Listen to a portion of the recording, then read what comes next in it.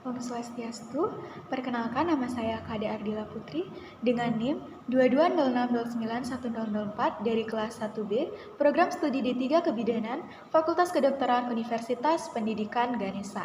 Di sini saya akan memaparkan sekaligus mendemonstrasikan mengenai anatomi dan fisiologi sistem reproduksi wanita, khususnya organ genitalia internal yang terdiri dari vagina, uterus, ovarium, dan tuba falopi. Itu di sini ada vagina, uterus, ovarium, dan tuba falopi. Secara lebih jelasnya yaitu ini yang dimaksud dengan vagina, ini yang dimaksud dengan uterus, ini ovarium, dan ini tuba falopi. Yang pertama yaitu vagina. Vagina adalah saluran berbentuk tabung yang dilapisi membran dari sel epitelium bergaris dan dialiri oleh banyak pembuluh darah dan saraf. Panjang dinding anterior 8 cm dan panjang posterior 10 cm. Pada puncak vagina menonjol yang namanya leher rahim yaitu cervix uteri atau disebut porsium. Bentuk vagina berlipat-lipat atau disebut dengan rugae. Vagina merupakan penghubung genitalia eksternal dan juga internal yang banyak dialiri oleh pembuluh darah dan saraf sehingga warnanya merah pekat. Dan vagina memiliki fungsi sebagai saluran penghubung ke rahim atau uterus untuk kopulasi dan sebagai jalan lahir. Kemudian yang kedua ada yang namanya uterus. Uterus berbentuk seperti buah pir yang terletak di dalam pelvis di antara vesika urinaria pada bagian anterior dan rektum pada bagian posterior. Panjang dari uterus yaitu 7,5 cm dan berat 50 gram. Uterus terdiri dari fundus, corpus uteri, dan cervix uteri.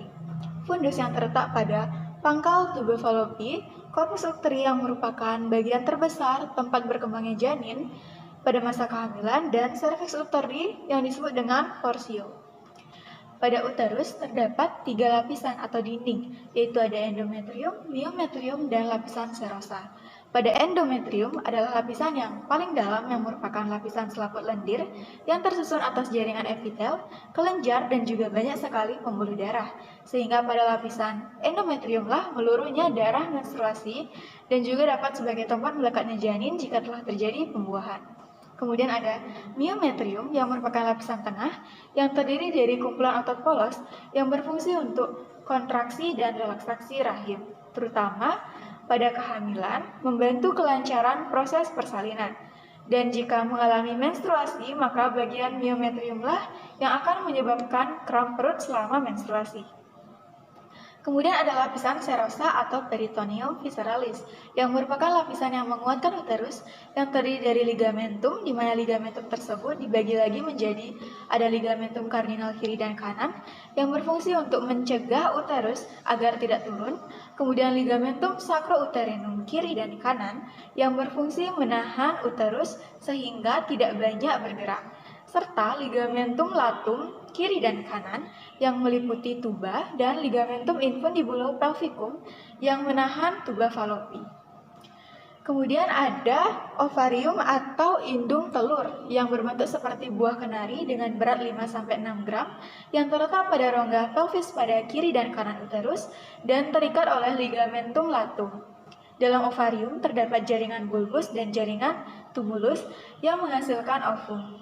Ovarium terdiri dari korteks ovari yang berisi ovum dan medula ovari yang berisi pembuluh darah dan saraf.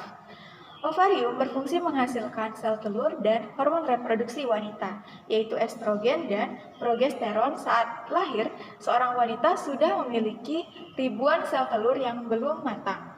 Namun, seiring pertumbuhan usia dan sudah mengalami pubertas, maka satu persatu sel telur itu akan matang dan setiap bulannya ovarium akan melepaskan satu sel telur. Jika mengalami pembuahan, maka sel telur akan menjadi bakal janin. Jika sebaliknya, maka sel telur tersebut akan seluruh bersama darah menstruasi yang dialami oleh wanita setiap bulannya. Kemudian ada yang namanya tuba falopi di kanan dan kiri fundus uteri dengan panjang 12 cm dan diameter 3-8 mm. Tuba falopi adalah dua saluran yang menghubungkan ovarium ke rahim yang menempel pada bagian atas rahim yang berfungsi sebagai jalur bagi ovum atau sel telur untuk bergerak dari ovarium ke rahim. Di dalam tuba Fallopi terdapat infundibulum, yakni lubang yang berbentuk corong di dekat ovarium yang memiliki fungsi untuk menangkap sel telur yang sudah matang dan menyalurkannya ke rahim. Kemudian ada fimbria, yakni tonjolan seperti jari yang mengelilingi jalan tuba Fallopi ke ovarium dan berfungsi untuk menangkap sel telur yang sudah matang. Kemudian ada silia, yaitu struktur seperti rambut di dalam tuba Fallopi yang berfungsi untuk menyalurkan dan membawa sel telur dari fimbria menuju infundibulum dan menuju ke rahim. Baik, sekian pemaparan materi dari saya tentang organ genitalia internal pada wanita. Mohon maaf jika ada kesalahan. Om Santi Santi Santi Om. Terima kasih.